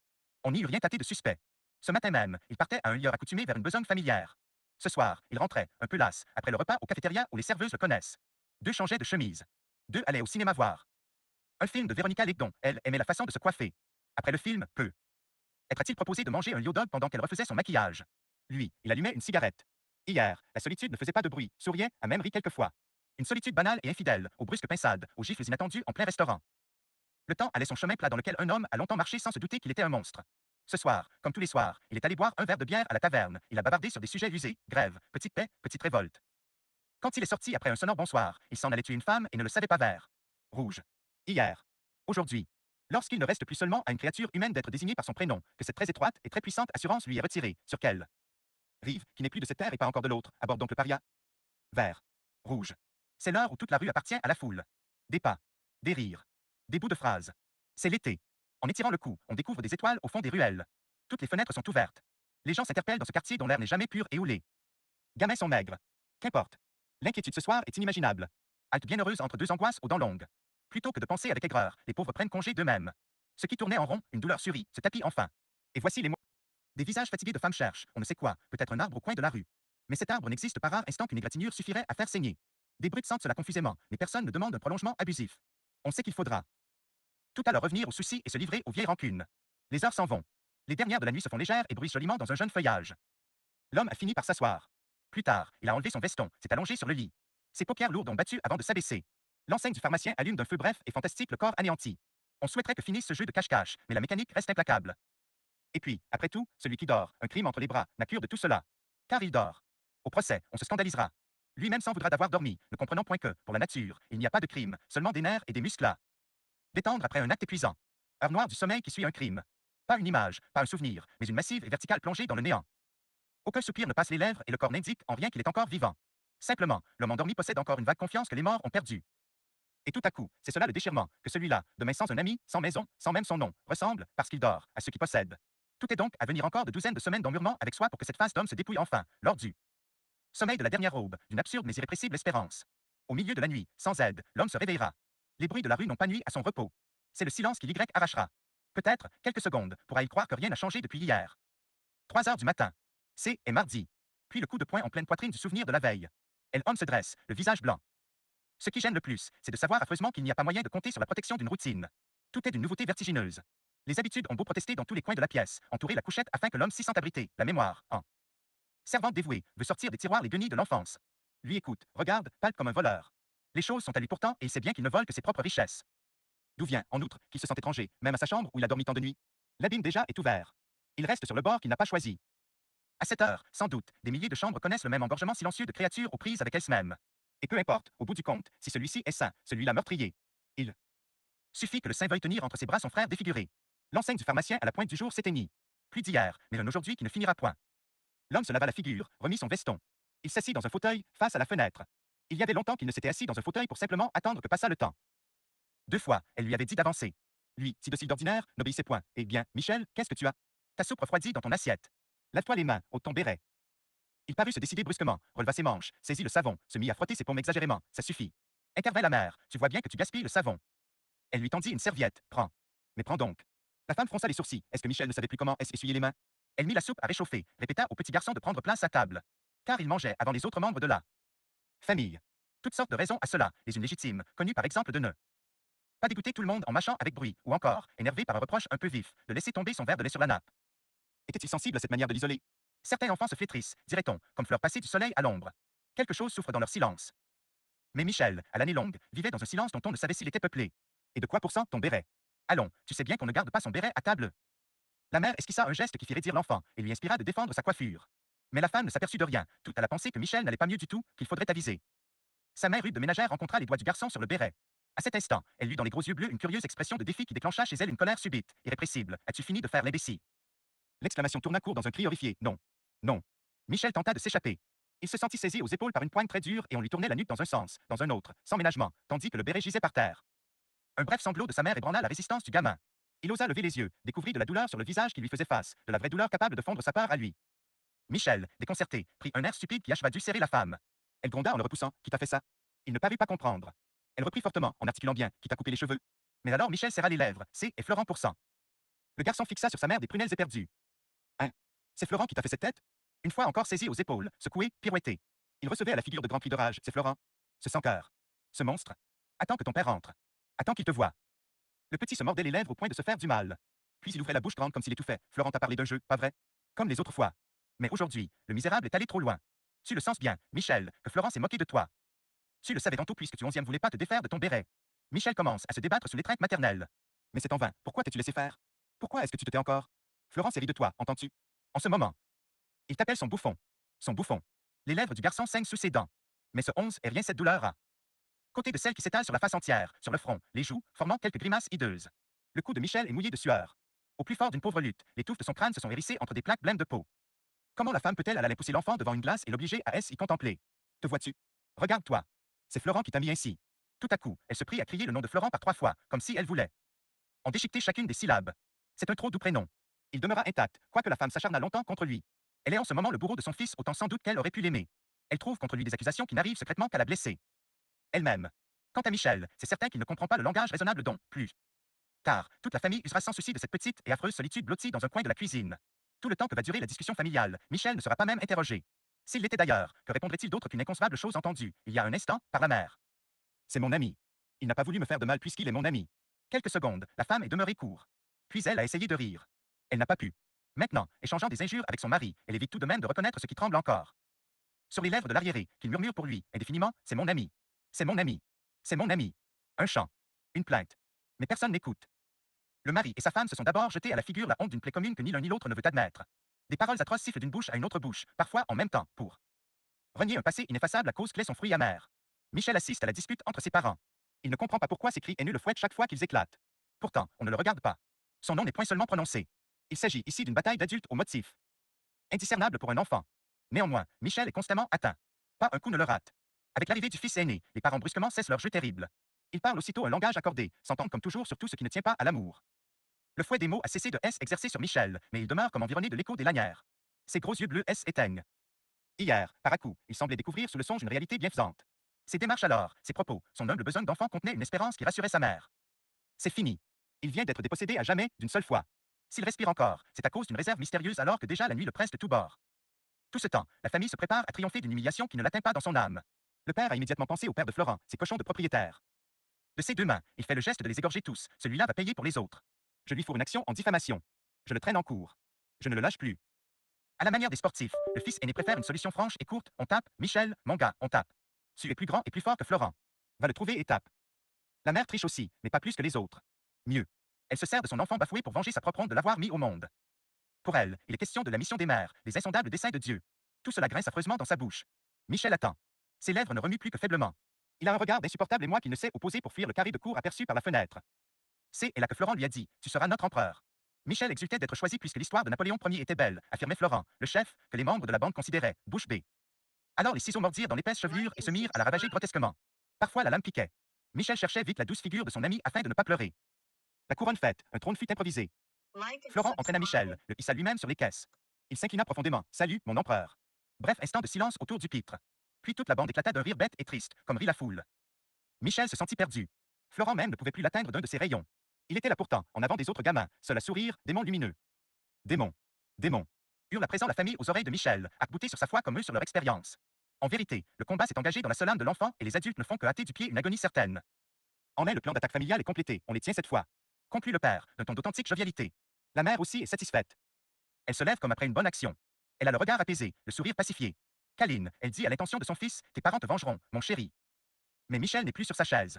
Il est sorti doucement de la maison, a repris les ciseaux, puis va se poster dans un endroit familier à Florent. Il attendra tout le temps qu'il faut pour percer un cœur et le déposer près de son propre cœur mort. À la petite gare où, seule voyageuse, je descendis, un garçon d'une quinzaine d'années, rougeau, l'air dégourdi, m'interpella aussitôt. Êtes-vous la pensionnaire de Monsieur Savard, le bouclier? Il m'aida à porter ma valise jusqu'à sa camionnette dans laquelle je m'installais plutôt mal que bien, sur la banquette défoncée. Pendant que le gars, mettant le moteur en marche, m'expliquait posément, mon boss a dit de vous conduire d'abord chez eux. Après, on ira chez Monsieur Ducasse, cultivateur. Tiens, pourquoi ça? Parce qu'il n'y a pas de place chez mon boss pour vous. Sa fille, Annette, est revenue de Montréal, ça fait que. Vous voulez dire que je ne logerai pas chez Monsieur et Madame Savard? En plein ça. Vous resterez chez Monsieur Ducasse, à 3000 du village. Je n'étais pas précisément ennuyé par ce changement de pension, Savard aussi bien que Ducasse m'étant inconnu. Je venais ici me reposer quelque temps, sur la foi de villégiateurs enthousiastes, et loger chez le boucher sur la recommandation d'amis de mes amis. À bien y réfléchir d'ailleurs, je me disais, notre équipage traversant le village à grand fracas, que mon repos sans doute était mieux garanti en plein champ. Jean fut tout à fait convaincu lorsque nous nous arrêtâmes, rue principale, devant ce qui constituait la boucherie de mon hôte d'un côté, de l'autre son logis.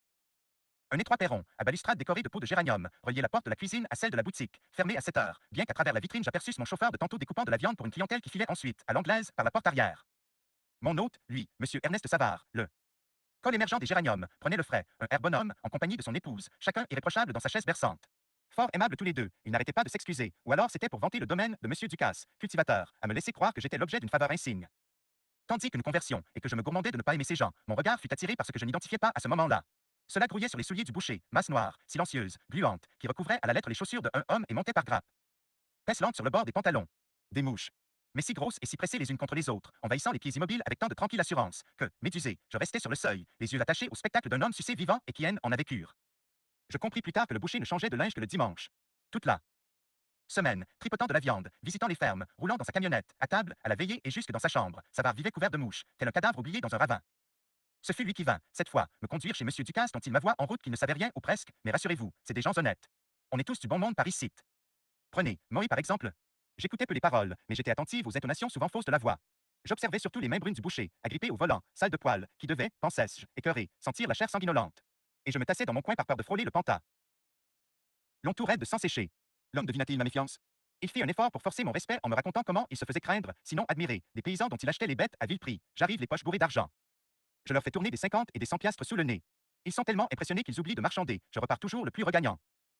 Il rit, certain de l'effet produit aussi sur moi, conduisant sa camionnette d'une main de dompteur dans le chemin étroit, pierreux, d'où les poules fuyaient avec des cris aigus.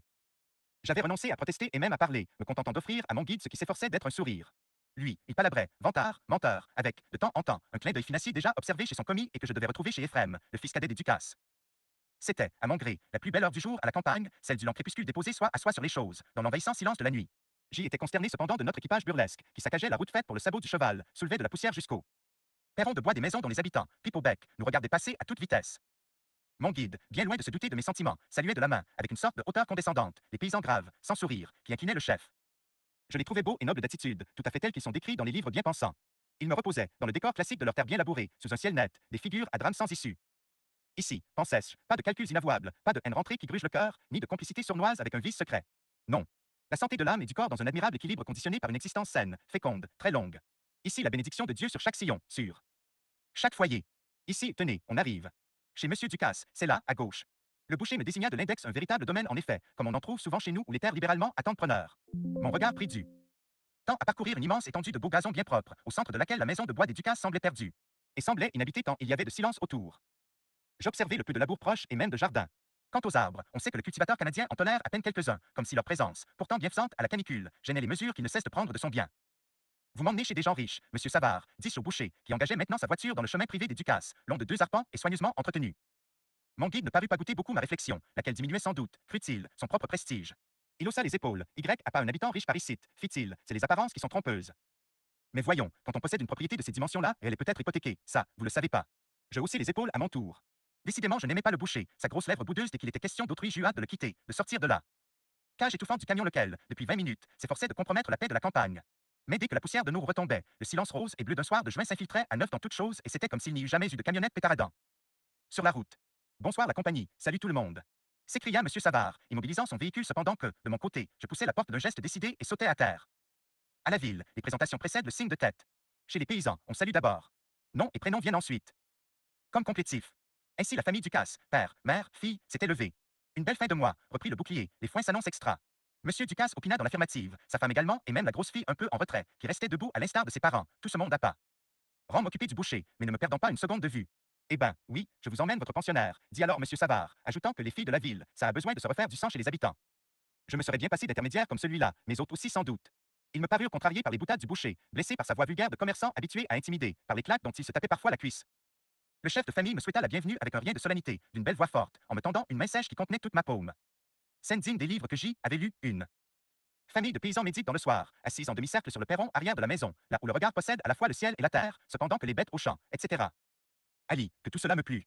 Et qu'il me fallut de reconnaissance au boucher pour ne point lui crier de s'en aller au plus tôt dans sa camionnette rouge, lui qui évoquait, quoi qu'il vécût au village, la ville, ses calculs sordides. Lorsque enfin il remit son moteur en marche, les Ducasse et moi-même, d'un accord singulièrement unanime, attendîmes de ne plus entendre de tapage, même lointain, pour alors nous regarder faire ensemble un pas dans l'amitié. Peut-être que la demoiselle mangerait un morceau? Hasarda timidement une voix d'où toute musicalité était absente, la voix de Blanche Ducasse, et qui tâtonnait, pour ainsi dire, sur les mots avant de les pousser en avant d'un brusque effort de gorge. Je répondis, en riant, que j'avais soif, que Blanche n'attendait qu'un désir enfin formulé pour se précipiter littéralement à l'intérieur de la maison et en ressortir aussitôt, une tasse de fer blanc à la main qu'elle me tendit, non sans éclabousser au passage l'épaule de sa mère, dans sa liade de m'offrir quelque chose, fût-ce un gobelet d'eau. Il en fut ainsi les 20 jours que dura mon séjour dans un foyer au mystère plus épais que le sommeil de Madame Ducasse. La pauvre Blanche qu'était à la vérité chacun de mes soupirs, de rechef interprété par elle comme un besoin à deviner, un goût à satisfaire. Faire. Au début, elle m'impatienta tel un chien trop soumis. Puis je compris ce qu'il y avait de cruel à refuser des miettes d'attention à cette pitoyable créature, sorte de géante, dont les petits yeux infiniment tristes pourtant étaient sans révolte. Ma première surprise ce soir-là, ce fut, en traversant la cuisine pour rejoindre ma chambre, de distinguer sous l'une des deux fenêtres une espèce de forme noirâtre, immobile, dont le crépuscule m'empêcha de reconnaître si c'était un animal ou quelque bahut. Madame Ducasse me précédait dans l'escalier. Perçut-elle ma question informulée? Elle se tourna vers moi, me dit tout bas, si bas que même Blanche, fermant la marche et un peu dure d'oreille, n'entendit certainement pas, c'est Laura, mon autre fille. Elle est malade du cerveau. Je n'étais pas trop mal logé avec mes deux fenêtres à glissière donnant sur les terres endormies, quoique je dusse lutter pour décoller le châssis. Un lit à Catalogne, un petit meuble à tiroir, une cuvette dont Blanche chaque matin allait monter le pot d'eau indispensable, une carpette, des rideaux. Bien à la vue, un pot de chambre. Tout neuf, avec sa marque de commerce. Et le prix. Cela me fit sourire. C'est alors que je me rendis compte d'une arrière-pensée tapie comme dans mon dos et que je découvrais à l'instant. Je m'assis d'abord sur le lit, puis j'allai à l'une des fenêtres. Mon regard évita les alentours pour chercher ailleurs, loin, très loin, à rencontrer un point connu. J'y tendais. Du même coup l'oreille dans un subit et pressant besoin de bruit familier, n'importe quoi, un klaxon d'auto, une vague rumeur, la pluie. Je me sentais oppressé et tressaillant telle une personne surprise par la peur. Mes mains machinalement cherchèrent des objets aimés, le contact ancien, comme si elles avaient, elles aussi, besoin d'être rassurées.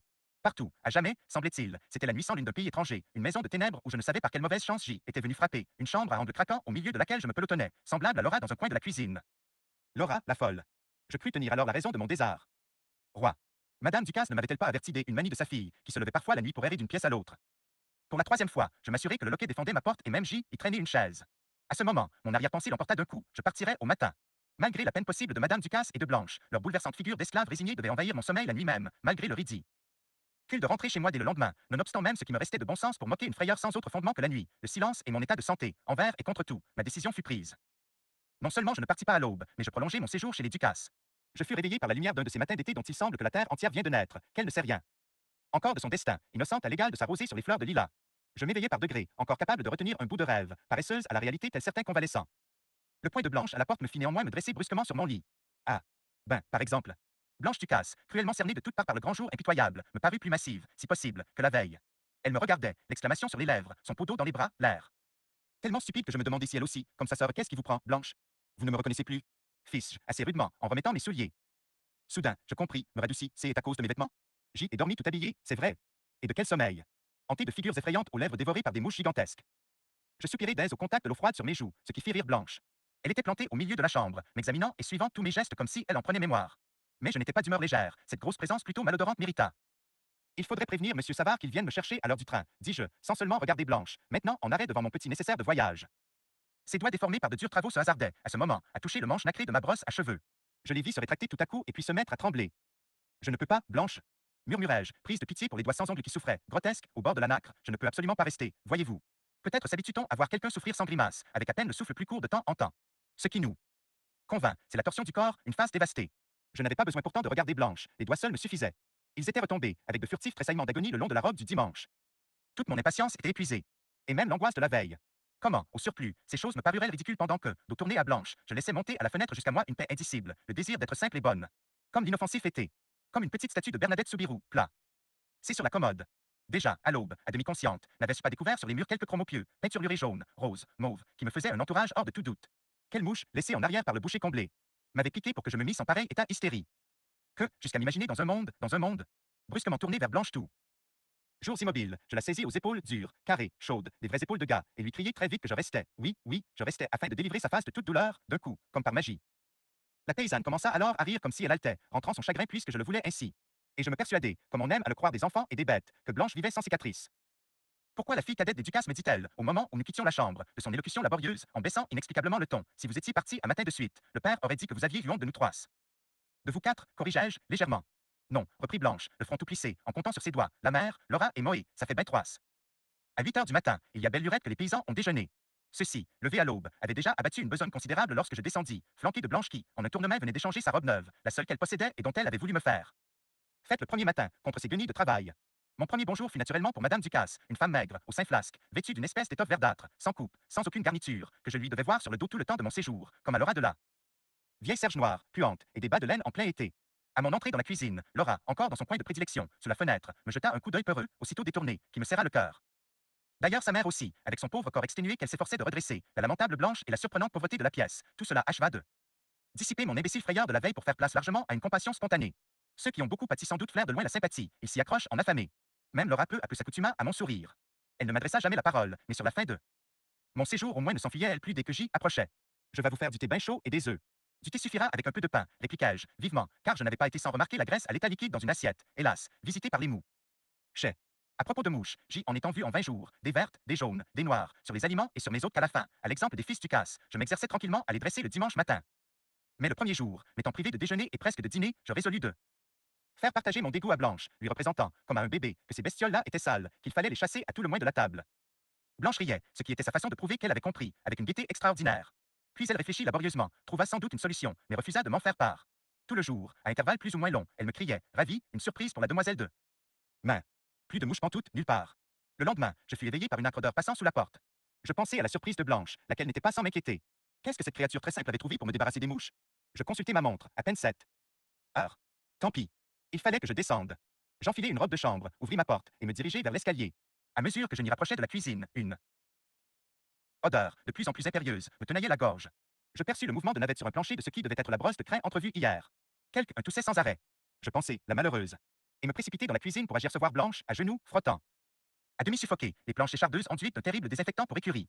En me voyant, la paysanne lâcha sa brosse, se souleva avec une grimace de douleur car elle avait les genoux et les mains en sang. Elle essayait encore de rire à travers la toux et malgré de grosses larmes coulant de ses yeux brûlés.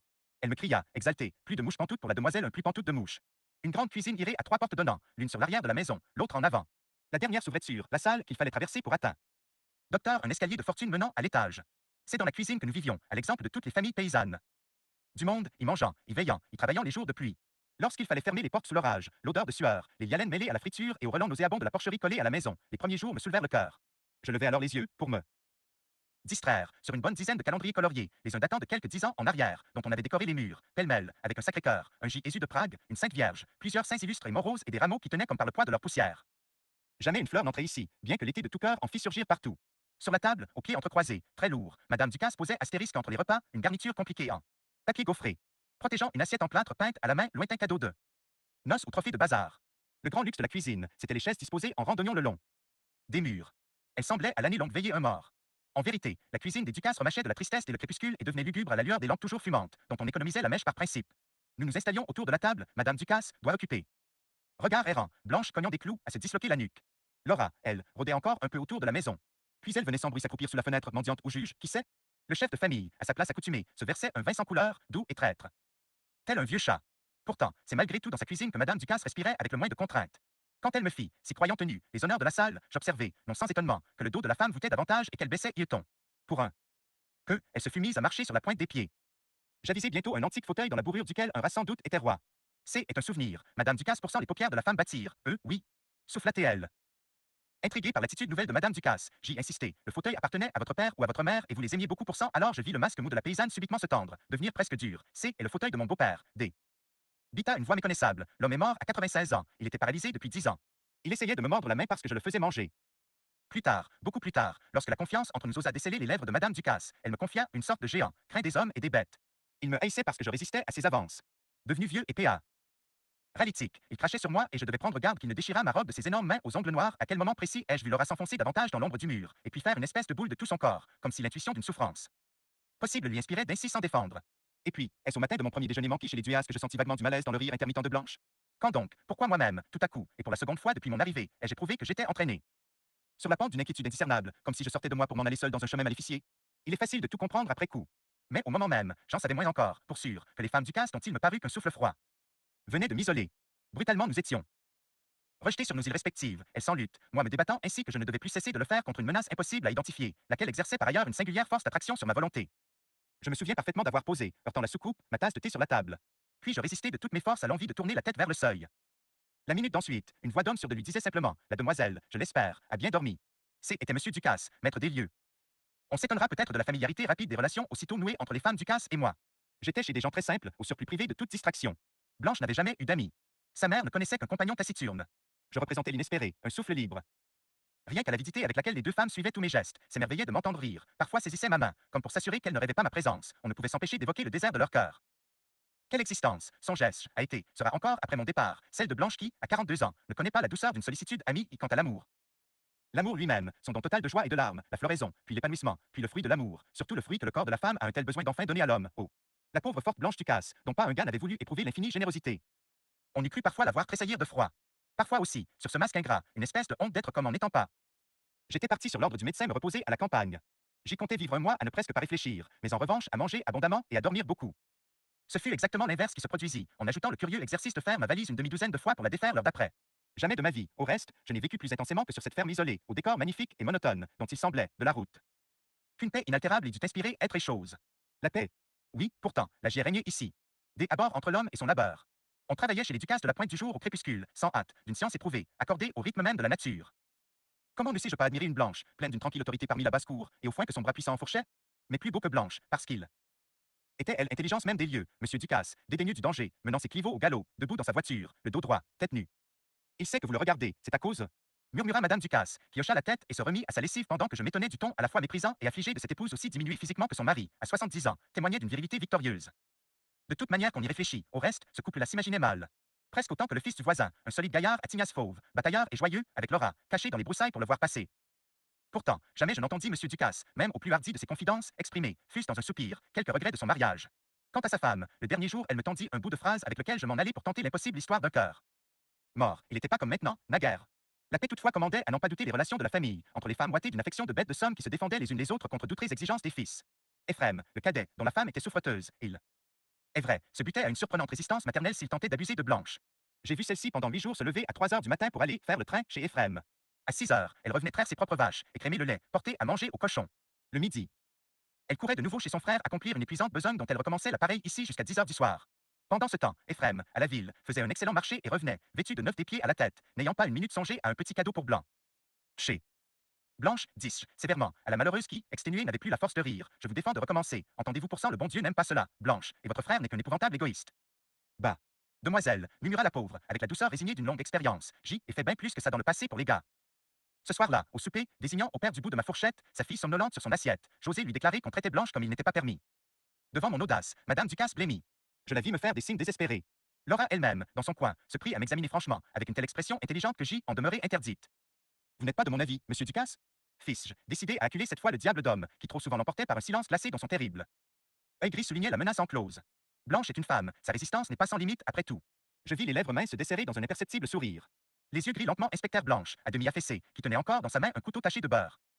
Telle qu'elle, malgré robe et cheveux longs, Blanche n'avait plus de sexe, ressemblait à quelque pantin démonté qui encombre. Une femme, ça sert à l'onne, prononça tranquillement monsieur Ducasse. La Blanche, elle, a jamais servi qu'à l'ouvrage. Donc, il finissait souvent ainsi de surprenantes déclarations, dites sur un ton de légère emphase et volontiers décorées de proverbes ou de maximes d'une justesse déconcertante. Parlant peu chez lui, par une sorte d'indifférence hautaine dont je fus longue à déceler l'immense dédain secret, le maître communiquait, par signes brefs, souvent.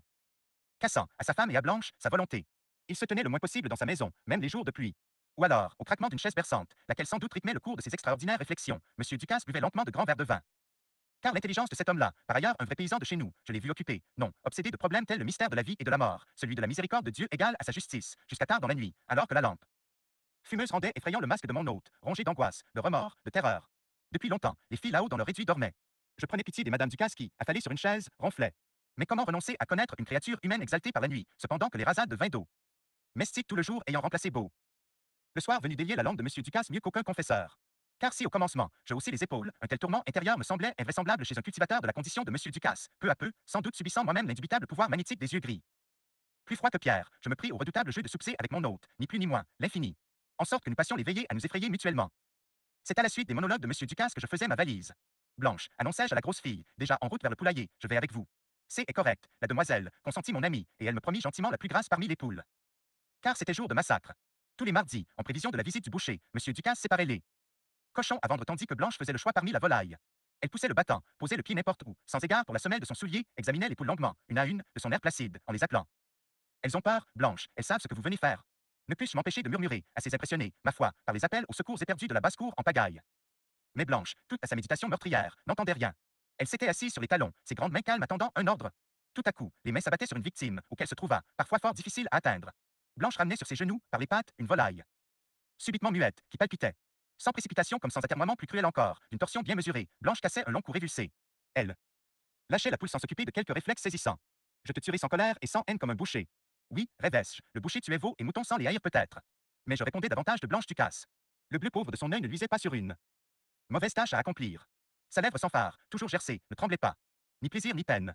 Elle s'acquittait d'une besogne dont la seule nécessité excluait toute tentation de s'attendrir ou de jouir vilainement. Blanche attrapait les poules pour les tuer du même cœur qu'elle avait en caressant les survivantes. Tout à l'heure, oh. Surplus, ses grandes bonnes mains aideraient la vache d'Éphrem à mettre bas. Ce n'est pas le sang versé qui fait le meurtrier, son geste, c'est sa douloureuse jubilation.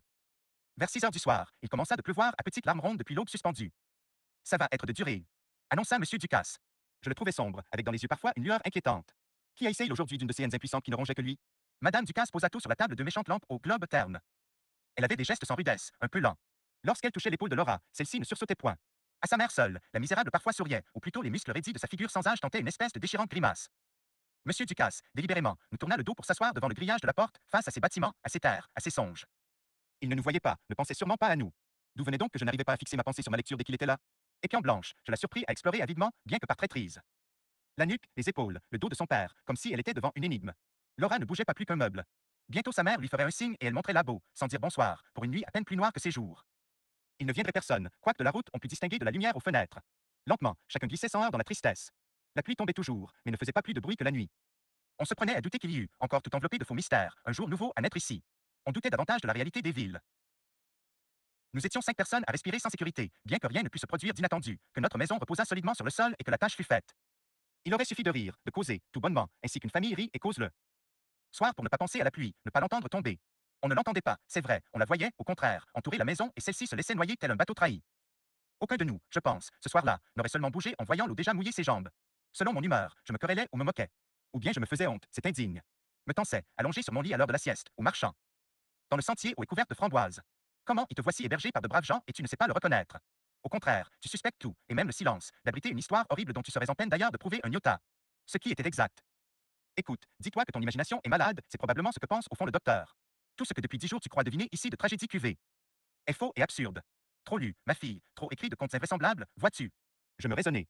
En somme, à quoi se résume une présomption que tu n'oserais avouer à personne? D'où cela est-il parti? D'abord d'une sensation, le premier soir, de te mouvoir non plus librement, comme si une volonté étrange gère. La volonté d'un gaillard de paysan, doté bien sûr de quelques pouvoirs magnétiques. Et puis, après tu n'es pas raisonnable, ma fille. Beaucoup de cultivateurs possèdent un don pareil, très utile. Monsieur Ducaste l'a affirmé 100 fois, pour arrêter, par exemple, l'hémorragie des bêtes. Il est vrai que le maître a quelquefois pratiqué aussi sur des êtres humains. Qu'en l'avouant, il a eu une bizarre expression assez sinistre. Bah. Cet homme-là adore impressionner son auditoire, moi en l'occurrence, dont les nerfs fragiles de citadine le convainquent aisément d'un effet qu'il a toujours rêvé de produire. Car c'est un vaniteux, Monsieur Ducasse, sa femme sait cela admirablement. Beaucoup moins aveugle qu'elle ne paraît. Madame Ducasse. Et aussi blanche, sinon Laura, qu'on dit folle. Mais voilà. Qui justement insistait là-dessus, devant Laura elle-même, sinon son girofle père pourcent? Pourquoi répétait-il, dardant sur l'arriéré, l'éclat dur de son œil gris, qu'elle se levait la nuit, comme s'il avait voulu en pénétrer de désir le subconscient de la main. Lad. Je l'ai suivi parfois, et trouvé à la clôture du voisin, guettant l'instant où le fils allait sortir de la maison se mettre le torse à nu, se laver à grande eau. Monsieur Ducasse onzième pouvait souffrir Laura à table quand il y était. Si elle passait à proximité, son père, sans bouger, sans respirer plus vite, devenait pourtant crispé à l'égal de certains nerveux devant un crapaud. Alors Laura fuyait, l'air terrorisé. Qu'il fût en partie responsable du retard mental de sa fille, avait-il un rapport avec l'espèce de haine dont il poursuivait visiblement la malheureuse pourcent? Car lorsqu'elle avait 2 ans, me raconta Madame Ducasse, qui ne fit aucun commentaire, Laura, des bras de son père, soudain était tombée sur le parquet. Il l'avait échappé, murmura la femme, en détournant ses yeux des miens. Malgré l'énigme certaine de Monsieur Ducasse, l'admettant même, je tâchais de me représenter que tout le reste fut ordinaire, comme de cloîtrer des femmes qui devaient se contenter du chapelet le dimanche pour remplacer la messe à l'église du village. Il nous trouve trop mal habillés pour nous emmener, il a honte de nous autres normal aussi, ricanais-je, qu'il ne vienne jamais personne ici autrement que pour une corvée, pas même les fils pour veiller en famille. Si je les ai connus ceux-là, ce fut par extraordinaire et sur la pression insistante de leur mère, que Ephraim appelait madame, aussi sérieusement qu'il disait monsieur à son père. J'observai par hasard, non sans m'en amuser, que tout le temps de la visite des fils, monsieur Ducasse bouda.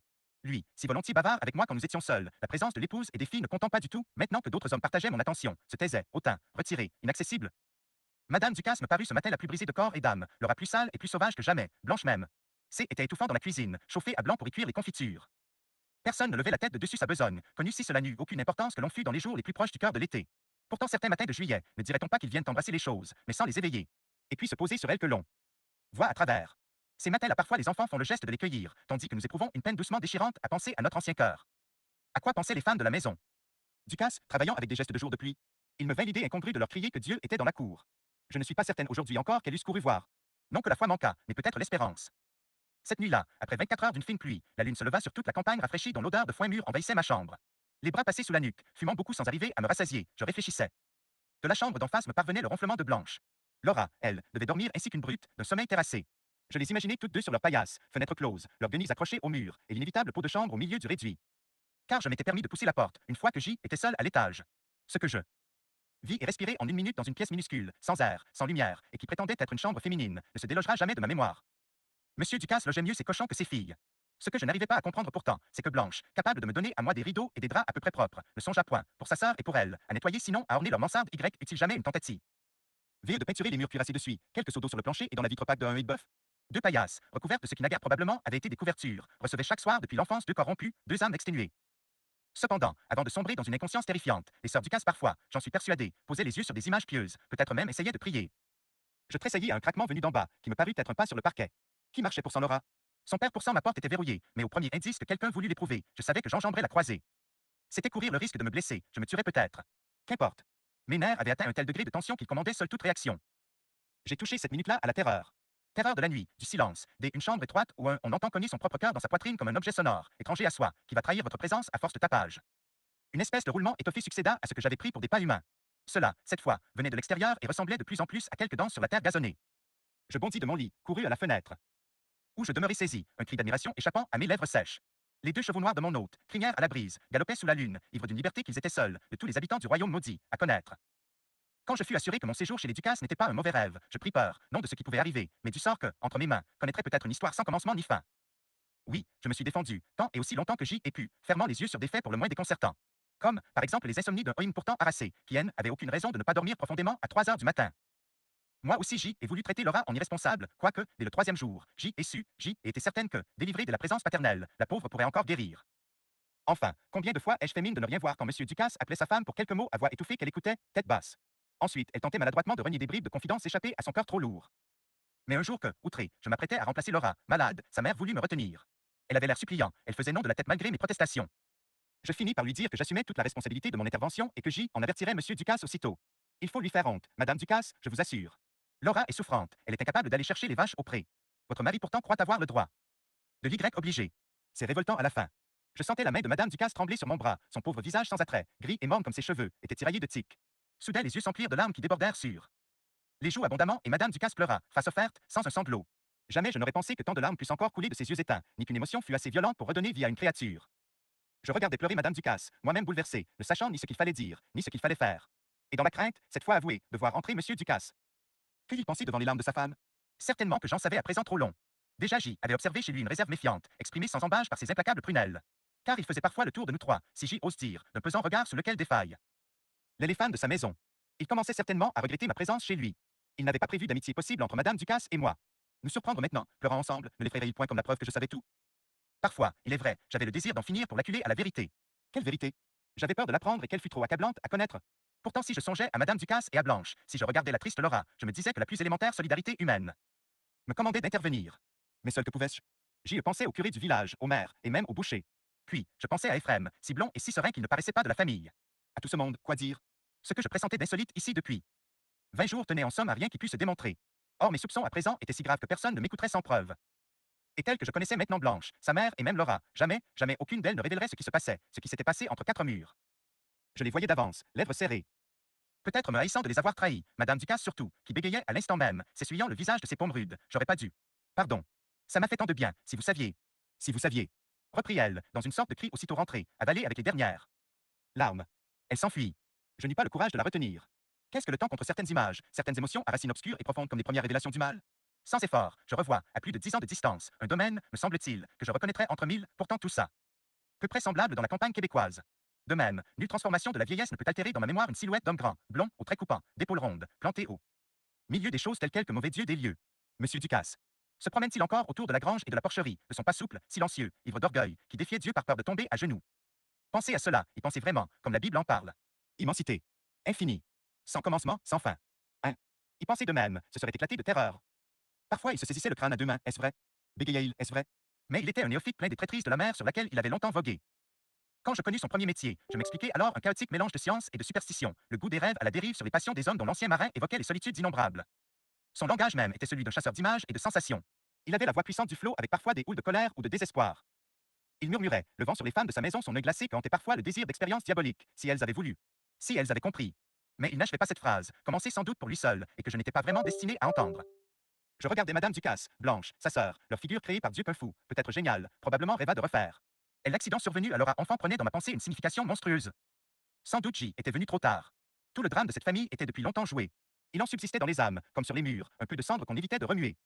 La veille de mon départ, en quelques jours, vous nous aurez oubliés, me dit Monsieur Ducasse, du ton impératif qu'il prenait pour commander. Je compris qu'il s'inquiétait de ce que j'allais faire. Hélas. Mes mains étaient liées. Mais je le quittai sur l'ambiguïté volontaire d'une réponse. Il ne m'adressa plus la parole.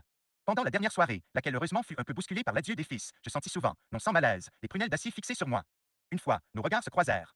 Y avait-il du défi dans le mien pourcent je vis une haine telle dans celui de Monsieur Ducasse que cette nuit-là je la passai assise à la fenêtre pour mieux déjouer toute envie de dormir. Ephrem ne resta pas longtemps comme d'habitude. Sur le seuil, il se frappa le front. Ah. J'oubliais. Il faut que la blanche vienne chez nous demain. Ma vache, roux. Jette, va mettre bas, je crée bain. Moé, faut que je rentre mon foin. Blanche répondit, c'est correct, Frem, j'irai. Sans marchandage, ainsi que tout. Jour elle avait donné et donnerait encore jusqu'à la mort. Ephraim s'en alla sans un merci, en sifflotant. Restait Trèflé, l'aîné, et sa femme. Il venait pour la deuxième fois depuis mon arrivée, lui en salopette, et l'ayant tout de même changé de tablier. Assis côte à côte sur un vieux divan qui occupait un coin. De la grande cuisine, le couple semblait déjà, après 10 phrases, à bout de paroles. Elle disait oui, non, en consultant chaque fois du regard son épais compagnon, tout en mâchoire, dont les mains à plat sur les genoux m'effrayaient. Jamais je n'ai retrouvé de semblable battoir, au bout de poignets velus sur lesquels il me sembla voir grouiller des poux. Trèflé ne savait pas sourire. Tout à coup, avec ou sans raison, il riait.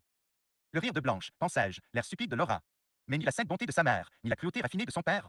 Définir Trèflé cependant n'était pas ma. Lésé. Il suffisait d'observer l'échine battue de sa compagne, son ventre énorme qu'une main déformée soutenait. Il n'y avait aussi qu'à examiner les deux petits garçons rachitiques, si étroitement accrochés à la jupe maternelle que Lucie Ducasse ne pouvait pas même avancer le pied. Je fus triste au-delà des larmes, comme on l'est de toute son impuissance devant une détresse humaine. Hier, 3 épaves, ici, flottaient sur des eaux pourries. Ce soir, ajoutait Lucie, où vint en violer chaque nuit de la plus effroyable façon, celle qui réduit une créature sensible à une condition au-dessous de l'anie. Mal. Lucie ruminait sa douleur telle une herbe écœurante et familière.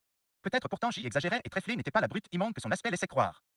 Peut-être M. Ducasse lui-même ne fut-il jamais qu'un vélitaire, et la solitude tombale de sa maison que l'état commun au foyer cachant une démente. Peut-être dès le début j'y avais tout faussé et c'était moi, la malade. Pourtant. Le travail seul, la pauvreté, mais ces gens-là n'étaient pas des pauvres, je le savais maintenant, la maladie même, quand par ailleurs on s'aime un peu, installer la demeure dans les gestes une défaite con. Sommé, dans les yeux un désespoir irrémissible, ainsi que je voyais à l'instant dans les prunelles chavirées de Madame Ducasse. Quel âge avait l'expérience de cette femme, brisée comme à coups de bâton, dont les derniers soubresauts de défense étaient pour Laura contre son père pour CJ, inventait odieusement l'ambiance M. Poisonné de tout le domaine, pourquoi n'y avait-il jamais de visiteurs? Les paysans en savaient-ils plus long que moi? Mais bien sûr, personne ne parlerait. Un homme, des années durant, tortura sa femme dont on entendait parfois les cris quand le vent prenait pitié. Vous n'êtes pas intervenu, vous le plus proche voisin pour cent? Non. Mais pourquoi? Chacun est maître chez soi. Ce n'était pas mon affaire. Monsieur Ducasse attendit en effet de ne plus entendre plusieurs nuits la plainte de celle qui était morte, qu'on trouva raidie sur le parquet, sans blessures apparentes que de vieilles cicatrices à la gorge, au sein, sur le ventre. Mais l'ancien marin répugnait aux actes trop faciles. On ne trouverait pas de cadavre chez lui. Il avait fait mieux, de sa femme, de Blanche, de Laura, des lobes humaines, portant l'errance du cœur, de la chair, de l'âme, comme les bêtes de labour portent la charge. Sans comprendre. Sans se re. Bel air. D'une maison blanche et verte, dont le silence recouvrait le passé, ensevelirait l'avenir, une fumée pure de cheminée réjouie. C'est le passant. Devant la calme beauté des choses, celui-ci s'arrêtait sur la route un moment. Il se disait sans doute, il ferait bon vivre ici. Table des matières, Monsieur Franck. 7 le vase brisé. 25 le sommeil de Louis. 37 le voyageur. 49 faits divers. 65 les étrangers. 77 le mauvais œil. 91. Achevé d'imprimer le 26 février 1950.